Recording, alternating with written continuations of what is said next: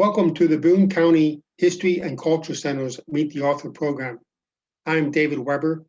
I will be organizing these Zoom interviews once a month until we can meet again on the third Saturday of the month. Today, our guest is Phil Dixon of Kansas City, a baseball historian who has written 9 books about Negro Leagues baseball. I want to thank our sponsors, Simmons Bank, the staff of the History and Culture Center, and to Paige Reed for her technical assistance. Our goal is to present authors from mid-Missouri or authors who know a lot about Missouri. If you have suggestions for authors who we should interview, please contact me at the History and Culture Center or my email that will appear at the end of this video. Welcome, Phil. Thank you for making time for us. Good morning. So I know that you've written 9 books on Black baseball or Negro Leagues baseball up before integration in 1947. And I only have 3 of those books. One is on Rube Foster, and I like the title, A Harvest of Freedom's Fields.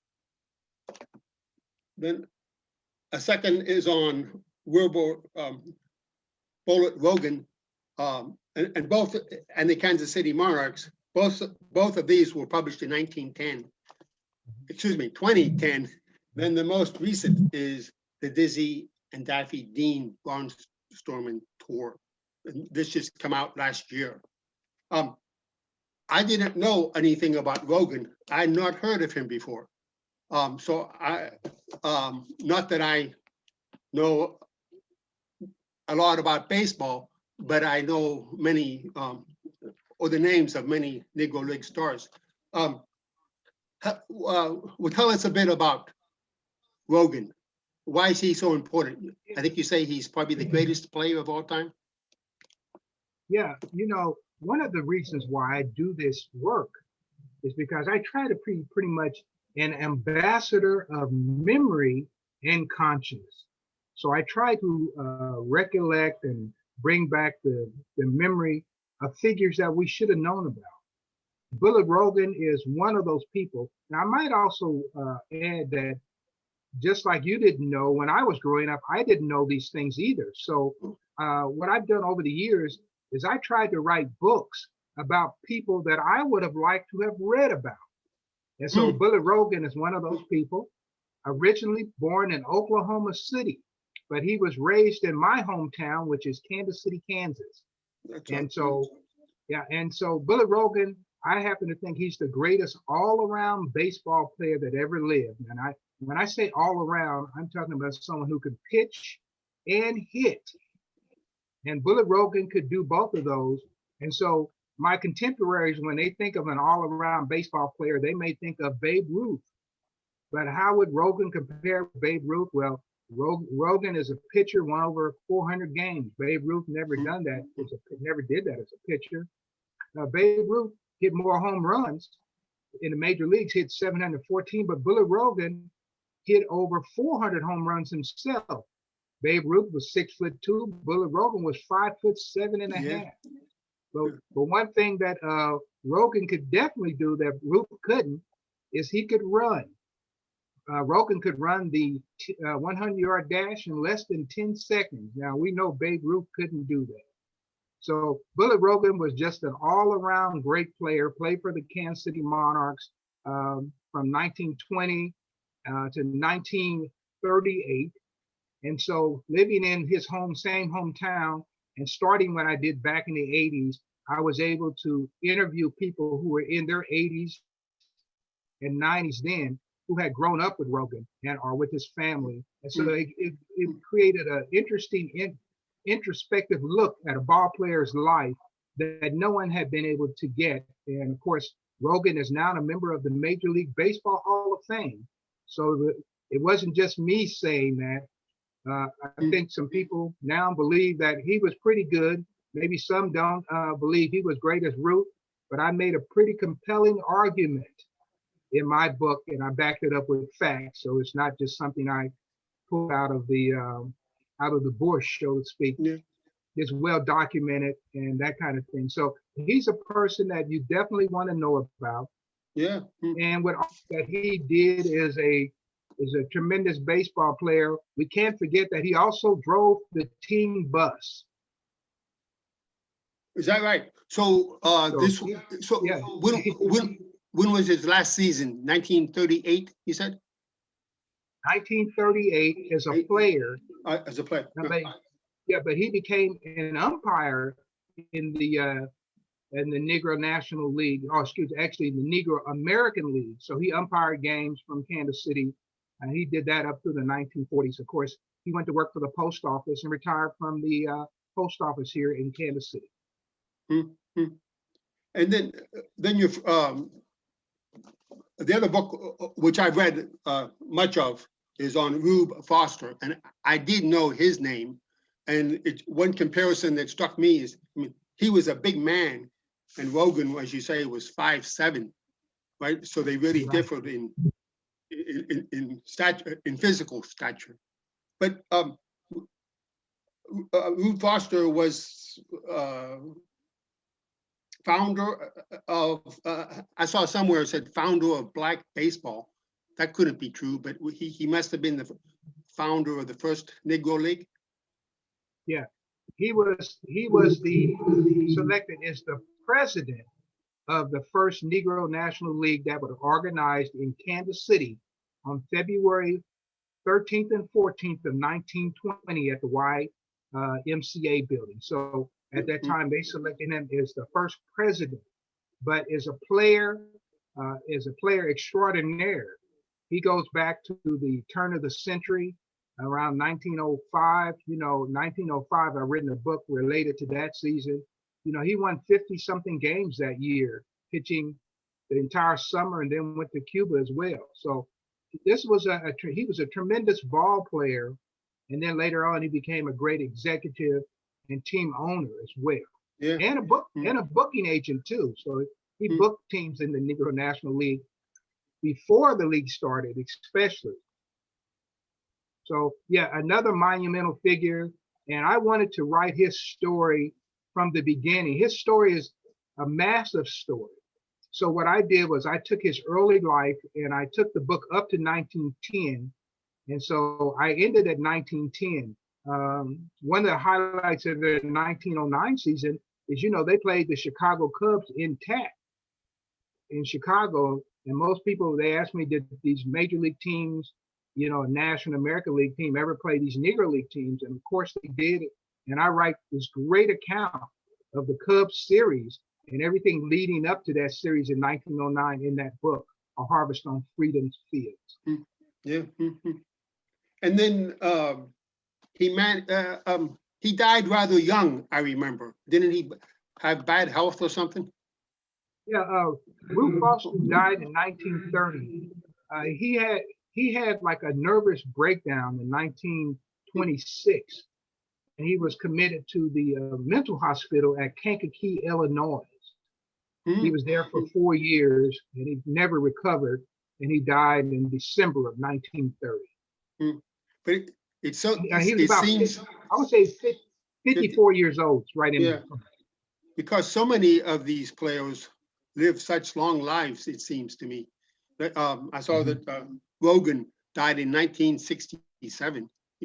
So, have you had the opportunity to meet some of these stars of the Negro Leagues? Oh, absolutely. I started research in 1977. And so, believe it or not, I'm into my 6th decade of doing this history and trying to bring these stories to the surface and this history to people. And so, there were people who had played. I interviewed ball players who played in 1910 and before, back in the 70s, and a lot of people who were born in the 19th century. So, I probably have interviewed over 500 ball players, lots of wives and family members. Yeah, and I didn't stop with the Negro Leaguers. So I went on and interviewed lots of major league ball players as well. So what? How is it that Kansas City seemed to be the hub of Black baseball. Why is that? Was it because of the Kansas City Monarchs? Well, because of the Kansas City Monarchs after 1920.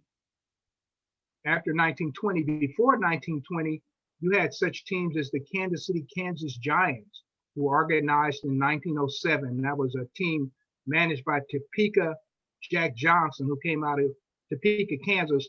Now, he wasn't Jack Johnson, the boxer, but he went by Topeka Jack Johnson, and he was a boxer too. But so there was this great history in the 19 teens. There was another great team there in Kansas City called the Royal Americans. And so they operated. And then, of course, J.L. Wilkinson moved his All Nations team to Kansas City in 1914. And they operated out of Kansas City, and Smelser's Sporting Goods was their sponsor. So it was this great legacy that kind of led up to 1920. But I think one of the reasons why Kansas City becomes a hub is because, well, first of all, the league was started there, but you had some pretty good historians and some great talking baseball people who come out of Kansas City. You know, the historians would be people like myself or Larry Lester, or talkers like Buck O'Neill or Satchel Paige. Yeah. So a lot of emphasis was put on Kansas City, and for good reason. And I noticed. Tell me about the name Negro Leagues Baseball Museum. How many leagues came together in 1920 to form an overarching organization? Yeah. Well, actually, it was 18 that came into the original Negro National League. And so those 8 teams, they were all Western teams. So it's going to be like Indianapolis. There were 2 teams in Chicago, St. Louis, Dayton, Ohio, of course, the Kansas City Monarchs. And then they even had one team, the Cuban Stars, who was a road team. They had no city. So they would go from city to city. They leave Cuba and come here, just go from town to town, those league towns. So, but it was 8 teams initially. But when we organized the Negro Leagues Baseball Museum, we wanted to take everything that consisted of leagues, but not only leagues, we wanted to tell the story of Black baseball pre-league, which is pretty much 1920 and before. And then when was the Negro Leagues Baseball Museum organized? Well, it was organized in 1990. It was 5 of us who organized it in the beginning. And the most people have heard of Buck O'Neill. He was the oldest person of the 5. But most people hadn't heard of the youngest person of the 5, and that was myself. And so if you look at the incorporation papers, right below Buck O'Neill's name is the youngest person's name, and it's me. And you're on the board of trustees now? Yes. And I've been involved with the museum in some capacity ever since it's been started. And I'm probably one, actually, I am the only one who signed the incorporations who've been there the entire distance doing something related to the museum. Yeah, so quite honored by that, amongst other things. Yeah. Well, and then tell me about your latest book that came out last year, the Dizzy and Daffy Dean Barnstorming Tour. Yeah. I've never understood what does barnstorming mean? I know what it is, but where does that name come from? Where does it come from? Yeah, barnstorming actually comes from the entertainment field. So, they would have these entertainers and they would barnstorm. So they would go from city to city. So they might be there 1 day, 2 days, and they called it barnstorming. And in baseball, through the Negro Leagues, who played that same type of way, would barnstorm from town to town, they picked up on the barnstorming term. And so today, when people think of barnstorming, they think more of baseball than entertainment. Yeah. So, Yeah. and you just made me think about one of the great entertaining baseball teams and entertaining troops, the troop that comes from actually Holden, Missouri. And it's a team called by the name of the Browns Tennessee Rats. And it was Walter Brown's team. And the Tennessee Rats, what they would do is they were entertainers. So they would come to a town, this is pre-1920, pre-night baseball, and they would actually play baseball in the daytime. They would perform in the local opera house, and they would do minstrel shows and things like that. They had a brass band, and they barnstormed from town to town, generally around Nebraska, Iowa, North Dakota, South Dakota. But their name was Tennessee Rats, and they were from Holden, Missouri. Great Missouri history all over the place. Yeah. But and I think most people probably know about the Kansas City Monarchs, but was there a similar team in St. Louis? Yes. Before the Cardinals and before the Dean brothers, I mean, but was there a black team? Yeah, that's another interesting story. When I first started doing history, and you can read about this in the Rube Foster book, in A Harvest on Freedom's Field, the first research I ran across is said the first professional black baseball team, that's a team that's getting paid to play, was the Cuban Giants out of Babylon, New York. However, 3 years prior to that, there was a black team in St. Louis called the Brown Stockings, and they were getting paid. So actually, the birth of black professional baseball is actually St. Louis, not Babylon, New York. Huh. And yeah, I've not heard about that. Yeah, I wrote about it. It's in the book there. Yeah, and then how about the Columbia area or mid-Missouri? Did these barnstorming tours come through Columbia? Oh, yes. Oh, absolutely. Columbia had a park there, and I think it's pretty much where the highway runs through there, close to where the state hospital is there now. But I think it was called Merchants Field. And in 1935, Dizzy Dean barnstormed with the Kansas City Monarchs, and he played there against the Kansas City Monarchs. Also, I think it was 1933, if I'm correct, the House of David, who had Grover Cleveland Alexander with them, they came there and played the Kansas City Monarchs too, at that ink right there in Columbia. Yeah, and there were lots of great ball players from Columbia. One I must mention, who died in Columbia, who lived there the last part of his life, was a pitcher by the name of Johnny Vivens. And most people have not heard of Johnny Vivens. But Johnny Vivens started How do you spell his name? Vivens. Vivens. Johnny Vivens. And Vivens started off with the Tennessee Rats. And Vivens was originally from Glasgow, Missouri, just like John Donaldson was. And so, but Vivens went with the Tennessee Rats, and then after Donaldson left, Vivens was their great strikeout pitcher. And most people don't talk about Johnny Vivens, but he was from Glasgow and a great pitcher, and he died there in Columbia in the 1960s. So that's one of them that was nearby. Also, over in Centralia, Missouri, there was a pitcher, a lefty by the name of Hop Bartlett, Homer Hop Bartlett, who pitched for the Monarchs in 1924. Let's see. And then of course we want to talk about John Donaldson. Yes. Yeah, he was also from Glasgow, and he started with the Tennessee Rats as well. Okay. So the Tennessee Rats had a great team, and they really made it possible for some of these ball players to get away from, the fields and the farms in Missouri and then go pursue their baseball career. So it seems in the past year or two, John Donaldson has received some attention. How great was he? Is he one of the greatest pitchers? I tell you what, in my estimation, he's one of the greatest left-handed strikeout artists that ever lived. Huh. Yeah, he was a strikeout artist and a pretty good outfielder too. So when he wasn't pitching, he could play the outfield pretty darn good.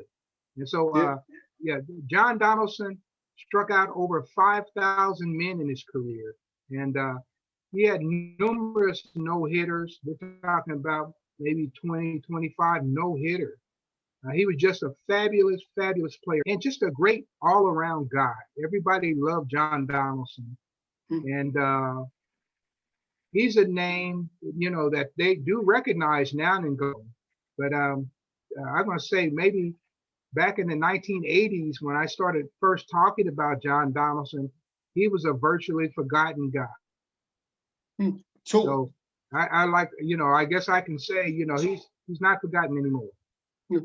How did you learn about him initially? I mean, or more broadly, like how do you do your research? How did you first discover some of these names? Okay. Well, I did it in two ways. I spent a lot of time at libraries. So it's going back to the early 80s, 81, 82. I would go to the library. I was in the insurance business, and our business was pretty slow during the midday. So I would go to the library in Kansas City, Kansas, and I would do research, and I'd make photostatic copies. As a matter of fact, I came to the library so much that there was an older librarian there. I thank her for this. She said, you make so many copies. She said, I'm going to make a tab for you so you could just pay at the end of the month. So I would go there, and at the end of the month, I would go pay my tab. I almost sound like an alcoholic or something, don't I? Yeah. But I'm so thankful to her because that allowed me to just come anytime and just make the copies, and she would add them up, and I could do work. And so I did a lot of that. And also, I was what you called a debit insurance man. And a debit insurance man used to collect the premium by going to people's houses. And so back in those days, they didn't allow us black guys to work in the white community. So we worked in the black community. So I was inside and outside of black people's homes all over Kansas City, Kansas, all day long. And people, when they found out I was interested in baseball, they would start talking to me, and they would tell me different things. And sometimes it might be an older person from another town, and I found out maybe they were from Sherman, Texas. I say, hey, I remember a team I read about from Sherman, and they would begin to tell me about the team from Sherman, and and so interviewing people, and then of course I just expanded that by going to the ball players, and then I would interview people like Buck O'Neill or Maurice Doolittle Young, who played for the Monarchs in 1927.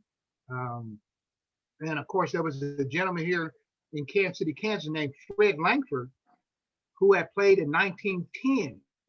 So he knew ball players back to 1910. And those were the people, along with the newspapers, who enlightened my understanding of what this history was all about and how to be able to talk about it in an intelligent way. So when I should have asked you this earlier, I think. So you were brought up in Kansas City, Kansas? And that's correct. Where did the Monarchs play? In Kansas City, Missouri? Where was the stadium, or what fields did they use? Yeah, they played in Kansas City. Yeah, the Monarchs, when they organized, originally in Association Park. They played there from 1920 to July of 1923. Then Municipal Stadium, which at that time it was called Muehlbach Field, opened up in 1923, July of 1923. So they played there for the rest of their existence through 1955. So, but and that was in Kansas City, Missouri. Kansas City, Missouri. Now I might mention though, Missouri. in Kansas, a lot of people don't realize this, but the Kansas City Monarchs, when they organized, they actually had two owners. One of them was J.L. Wilkinson. The other one was T.Y. Baird. T.Y. Baird lived not far from me in Kansas City, Kansas.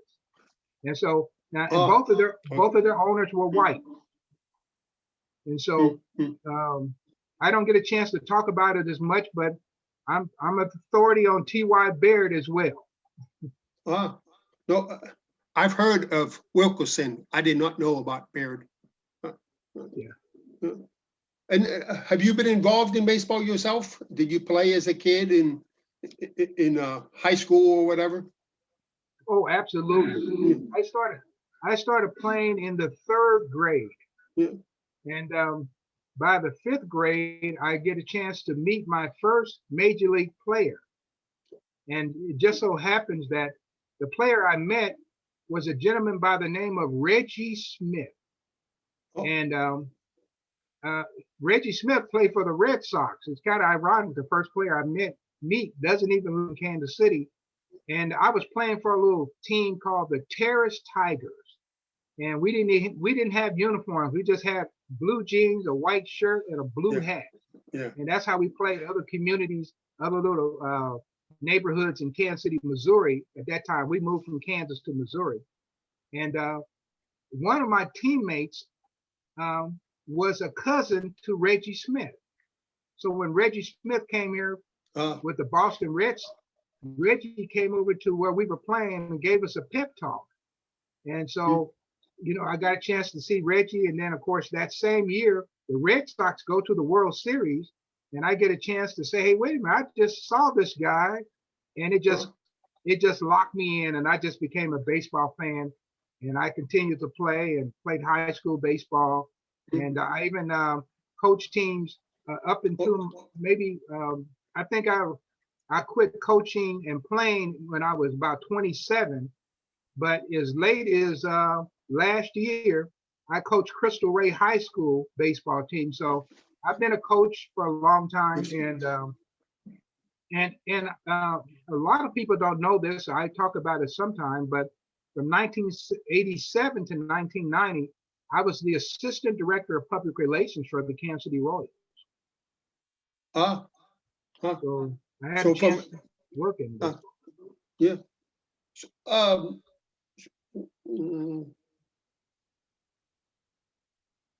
I forget what, let me ask you. I forget what I was going to ask you there.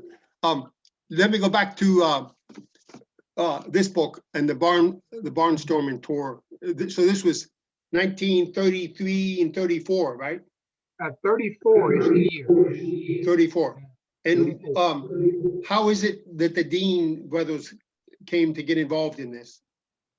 Yeah, and you know, I might go back and just bring you up a little bit on why I wrote that book. There's a couple of reasons. You know, as a young child, I collected baseball cards. And the first history that I learned was off of the backs of baseball cards. Before I started reading books, I read these baseball cards. And so I have a vast knowledge of Major League Baseball history as well. But I never really had an opportunity to demonstrate how much knowledge I had until I did the Dizzy Dean book. And oh, really? So, yeah. And what's also interesting is this.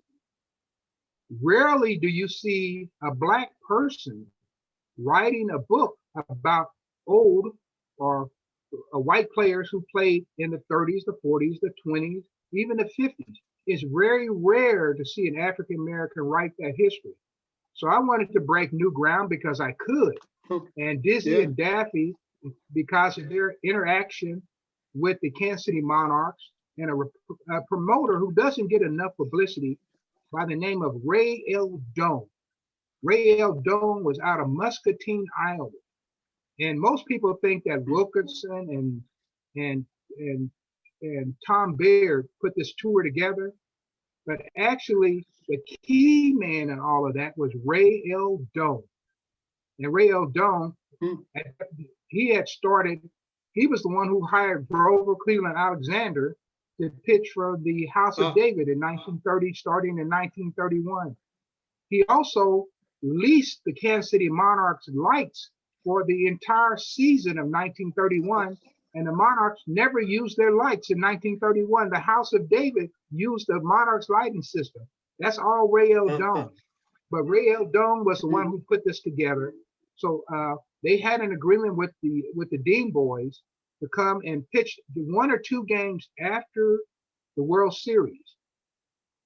And when the World Series ended, of course, the Deans had won 52 games. If you add the games they won during the regular season and the World Series, they had won 52 games together. They're the biggest names in baseball. So that 1 or 2 game Barnstorming series became a 15-game Barnstorming series, World Series, or not a World Series, but a Barnstorming series. And it was one of the greatest Barnstorming series in the history of baseball. And I just wanted to write about it because it had a little bit of all the things I like to write about it in there. And so that's why I subtitled the book, Race, Media, and America's National Pastime. Media, So let me ask you about 2 current topics. One, of course, is Hank Aaron, and his impact and his reputation. And then secondly, I saw that the Hall of Fame, Major League Baseball, is going to include Negro League statistics. And I get your opinion on those 2 issues. How important is the second one? How important is it for Negro League players to have their statistics included in Major League Baseball? Well, I think it's important to include the statistics. I do have some reservations about it because the statistics that they continue to present continue to change. And if you read any of my books, you will never see me saying he had a lifetime batting average of this or he batted this for the season. You'll never see that in my books because it's not factual. And so when they include these statistics, there's going to be a lot of issues. And I think that these statistics may end up changing as often as opening day spring training lineups. So I do have some reservations. Yeah, I do. I do have some reservations. Is that because of how they were recorded and reported in newspapers, or why don't you have confidence in them? Yeah. Well, going back 30 years, there was a gentleman by the name of John Hallway who was the first person to try to keep these statistics. And so I came along, I was a young guy, and I'm looking at his numbers, and they don't match with anything that I'm doing. And then I also noticed that there is one problem. In some cities, like say Pittsburgh, they don't keep at-bats in their format. So, you look in the newspaper the next day and they have the box scores, but they never had at-bats. So I asked Hallway, said, how do you figure a batting average if you don't have an at-bat? He said, I guess. And I challenged Hallway, and I would challenge the other people. If I took 10 box scores that I have the at-bats and I took away the at-bats and let you recreate it, could you recreate it just like the at-bats that were there? And the answer is no. So some of these statistics are going to go in there, and people don't realize it because, they don't sit with statistics like that. They don't know what's going in there in information. And so I figured there was a better way to do this. And so I released 2 books, and they were called Phil Dixon's American Baseball Chronicles. I did one on the 1905 Philadelphia Giants and one on the 1931 Homestead Grays, which I just revised, and it will probably be out next month, the revised edition. And I showed you a way that you could do these statistics and not have to take back anything that you ever did unless you just counted wrong. But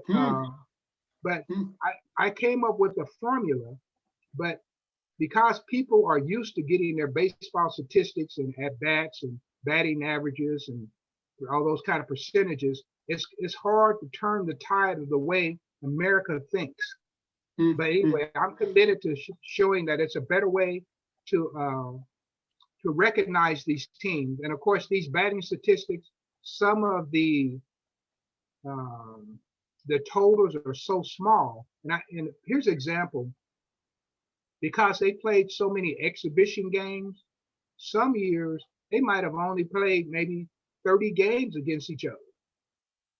And the rest might be exhibition games against white teams that they don't include in this in the summary. So you might only have 30 games from some years. And so, you know, it's a small total. And in some places, and some people like Satchel Paige, who pitched often, or Josh Gibson, it's really going to make them look pretty mediocre in these statistics. I was not aware of that controversy, so I appreciate that. Yeah. What about Hank Aaron? Have you been surprised at the impact he's had since 1974 when he hit 715? I wasn't surprised. I've only wondered what's taking them so long. Yeah, because he was a great player for generations. Oh yeah. You know. Yeah. And his numbers have stood the test of time. And you know, I'm glad that people are finally recognizing him. And you know, it used to be a time when I would go out to speak, and I would ask children. I said, "Have you ever heard of Babe Ruth?"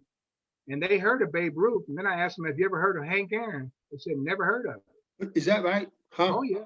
Oh no, Yeah. I've always heard of him. I mean, I remember, but I'm older. You know. Yeah, and if you're a baseball fan, you kind of pick it up. But we're dealing with a whole new generation of youth, and it's amazing how they can know about Babe Ruth, but never know about Hank Aaron. Is that right? That surprises me. That's very true. Did he ever play? I know Hank Aaron. I think he came up in 1952 with the Milwaukee Braves. Did he ever play in the Negro League? I mean, he was too old for that, right? No. He actually played a half a season, maybe 3 months, with the Indianapolis Clowns. Oh, I didn't know that. Huh. I think he came up in 54. To the Braves, yeah. He was at Jacksonville in the Sally League. He also played for Eclair, Wisconsin. Yeah. So he played a little minor league ball before he actually got to the majors. Interesting thing, you know, he batted over 300 in both those leagues, and they weren't quite welcome. Just imagine if he didn't have the stress that he was playing under. He batted 350. Just imagine what he would have batted had he not had the stress. Yeah. So he's a great player, a risk hitter. So. Oh, that's right. Yeah. He wasn't a power hitter like McGuire or somebody like that. No, he didn't put his. It was all here, you know. And I never got a chance to see Hank playing. Of course, I live in Kansas City, American League town, but he got traded to I think the Brewers. So I was going to go out to see Hank Aaron play in the last few years, and I got my ticket, went out to see him play, and that day. He wasn't in the lineup, so I never got a chance to see all Hank. But I did get a chance to meet Hank and so autographed a few things for me. So I appreciate that. I just heard some commentary this week about the difficulties he confronted when the Milwaukee Braves moved to Atlanta. So I had never thought about that before. I mean, I followed him, but I just followed his baseball. I didn't follow the sociology of the difference between Milwaukee and Atlanta. Yes. I forget when they moved. Probably when did they move? In the 60s, I think. Yeah, I think 64, 63, somewhere in there. Some of the, yeah. Somewhere in there. Our time is going to run out. Let me ask you, do you have another project, or is there going to be book number 10? There's going to, God willing, there will be book 10, 11, 12, and 13. Oh, You know, really? I've got a couple of boxing, that I haven't finished. One of them deals with how the mobsters basically kill blacks in boxing. They basically stop black boxers from being the champions. And when was that? What period are you concerned with? The period I'm writing about in the lightweight division, lightweight and welterweight division, which is a division a lot of people don't write about, during the late 1940s to the 1955. And so I've always been a fan of boxing, and the book is finished. I'm just trying to figure how I can basically market it to a publisher. And then I've worked on one on Jack Johnson that I finished. That's even earlier. Jack Johnson, the first black heavyweight champion. When was that? Like 1920s, maybe? Actually, no. With his book, we go back to the turn of the century, and I end the book in 1910 when he fights Jim Jeffries, the first white hope. Oh, so and in my books, I write a lot about the mood of the country. Yeah. And I write a lot about racism. I write a lot about how the media covered things. You hear now about false news and fake news and things like that. That's not new in the media. Neither is Democratic or Republican slanted newspapers. A couple of years ago, I went on a 200 city tour, and I went through Kansas, Missouri, Arkansas, Nebraska. I even went to Canada, driving this whole 200 cities. And you can go to towns today, and their town newspaper is still the such and what's another? Bethany, Missouri Republican, still called the Republican newspaper. Or you go somewhere, it's the Democrat. And so, what a lot of what people thought they were getting straight news, it has always been slanted, and it's been slanted from a racial aspect as well. And so I try to write about these things, and I do it through sports, which is something I know a lot about. So and I've got a couple other books I'm working on, and I have one that's going to be a surprise book, but I'm writing another book about another Major League Baseball player who's in the Hall of Fame. And so it's going to be a surprise book. So I'm excited about all of it. Well, very good. Well, I'm pleased to have the opportunity to talk to you. Appearance here at the Boone County Historical Society was canceled by COVID, and I look forward to more of your work. But thank you very much, Phil. And I look forward to coming back to Columbia and maybe presenting for you guys in person. Yeah. All right.